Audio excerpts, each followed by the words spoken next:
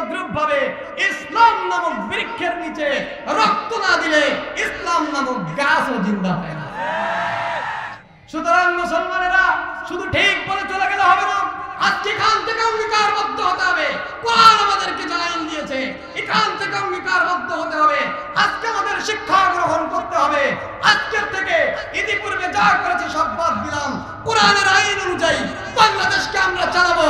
এই বাংলাদেশ যতদিন কোরআনের আইনে ফিরে না আসবে ততদিন পর্যন্ত যে কোনো মুহূর্তে যে কোনো ব্যক্তির পক্ষ থেকে ডাক আসলে নিজের জান নিয়ে, মাল নিয়ে, জীবন নিয়ে, অর্থ নিয়ে, সম্পদ নিয়ে ময়দানে ঝাঁপিয়ে পড়ে নিজের জীবন হয় শাহাদাত বরণ করবো, নয় গাজী হয়ে ফিরবো।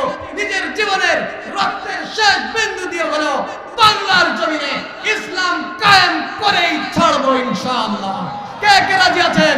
দোয়া দুটো করে আল্লাহকে দেখান। লিল্লাহি তাকবীর। গত কিছুদিন পূর্বে আপনারা শুনেছিলেন বোরকা পরে মহিলাদের স্কুলে যাওয়া বাধ্যতামূলক নয়। কারণ তারাই বলছে, আমরা বলি নাই। কারণ এটা সেকুলার রাষ্ট্র, ধর্মনিরপেক্ষ রাষ্ট্র, সুতরাং বোরকা পরে স্কুলে যাওয়া বাধ্যতামূলক নয়। ওই দিন যদি আল্লাহর কোরআনের আইন 2 হাত কেটে দেওয়া হতো এবং জনগণ যদি এটাকে প্রত্যক্ষ করত, 10 দিন পরে ও চোর তো দূরের কথা, ওর 14 গোষ্ঠীর কেউ চুরি করার সাহস করছে। আমরা 90% মুসলমানের রাষ্ট্রে বসবাস করে আল্লাহর কোরআনের একটা মাত্র আইন আপনাদের সামনে তুলে ধরলাম যে চোর চুরি করলে তার হাত কেটে দিতে হবে।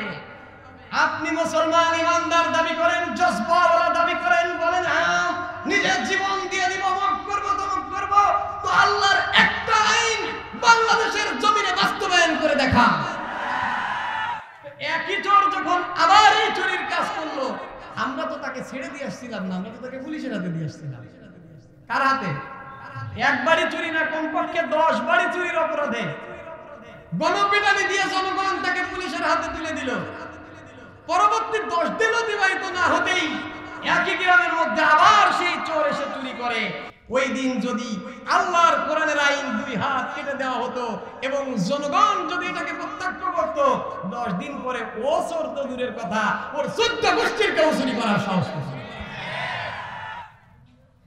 এই হাত কাটার পাওয়ার আল্লাহ রাব্বুল আলামিন রাষ্ট্রকে দিয়েছেন, এলাকার মুফতি, এলাকার চেয়ারম্যানকে দেননি, তাই আমরা করতে পারি না।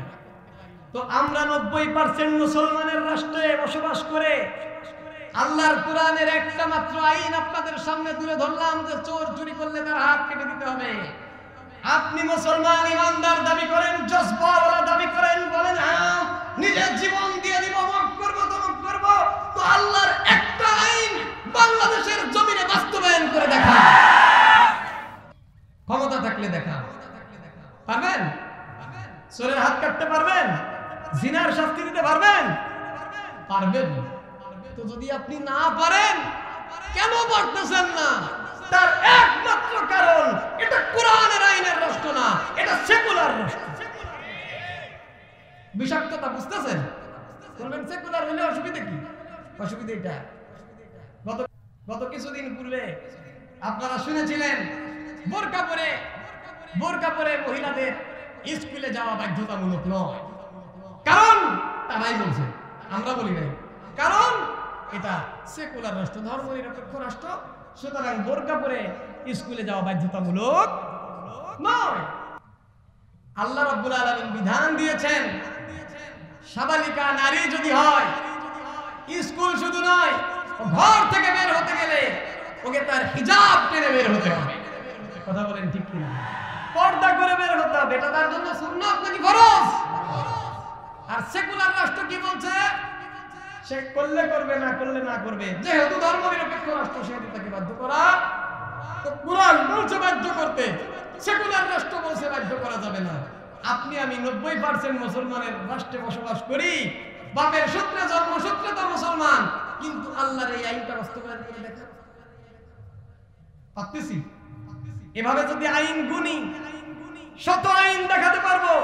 কোরআনের আইন বাংলার জমিনে লঙ্ঘিত হচ্ছে, কোরআনের আইন বাংলাদেশে পালন করা যায় না, কোরআনের আইন বাংলাদেশে মান্য করা যায় না, কোরআনের হুকুম বাংলাদেশে বাস্তবায়ন করা যায় না।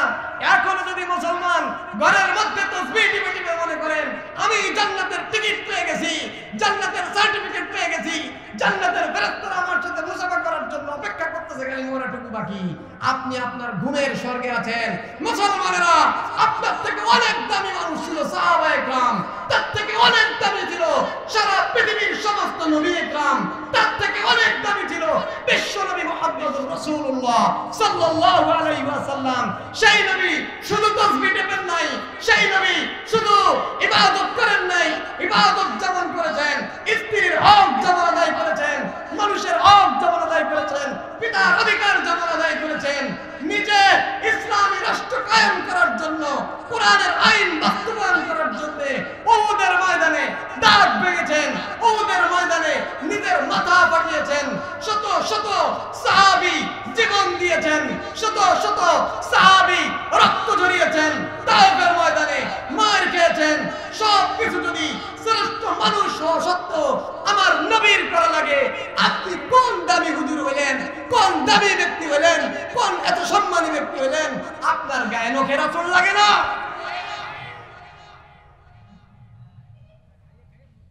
এই জন্য ইসলাম এই দেশে, इस्लाम जिंदा होता है हर करबला के बाद, इस्लाम जिंदा होता है हर करबला के बाद, इस्लाम जिंदा होता है हर करबला के बाद। इस्लाम একটা বৃক্ষ, এই বৃক্ষে যেরকম পানি না দিলে বৃক্ষ যেরকম সজীব হয় না, ঠিক তদ্রূপ ভাবে ইসলাম নামক বৃক্ষের নিচে রক্ত না দিলে ইসলাম নামক গাছও জিন্দা হয় না।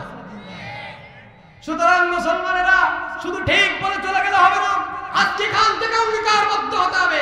কোরআন আমাদেরকে যে আইন দিয়েছে, এখান থেকে অঙ্গীকারবদ্ধ হতে হবে। আজকে আমাদের শিক্ষা গ্রহণ করতে হবে।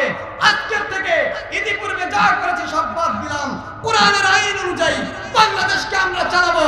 এই বাংলাদেশ যতদিন কোরআনের আইনে ফিরে না আসবে, ততদিন পর্যন্ত যে কোনো মুহূর্তে যে কোনো ব্যক্তির পক্ষ থেকে ডাক আসলে নিজের জান নিয়ে, মাল নিয়ে, জীবন নিয়ে, অর্থ নিয়ে, সম্পদ নিয়ে ময়দানে ঝাঁপিয়ে পড়ে নিজের জীবন হয় শাহাদাত বরণ করবো, না হয় গাজী হয়ে ফিরবো। নিজের জীবনের রক্তের শেষ বিন্দু দিয়ে হলো বাংলার জমিনে ইসলাম কায়েম করেই ছাড়বো ইনশাআল্লাহ। কে কে রাজি আছেন? দোয়া দুটো করে আল্লাহকে দেখান। লিল্লাহি তাকবীর।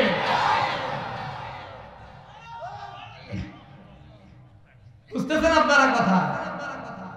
কোরআনের আইন অনুযায়ী রাষ্ট্র পরিচালনা করতে হবে।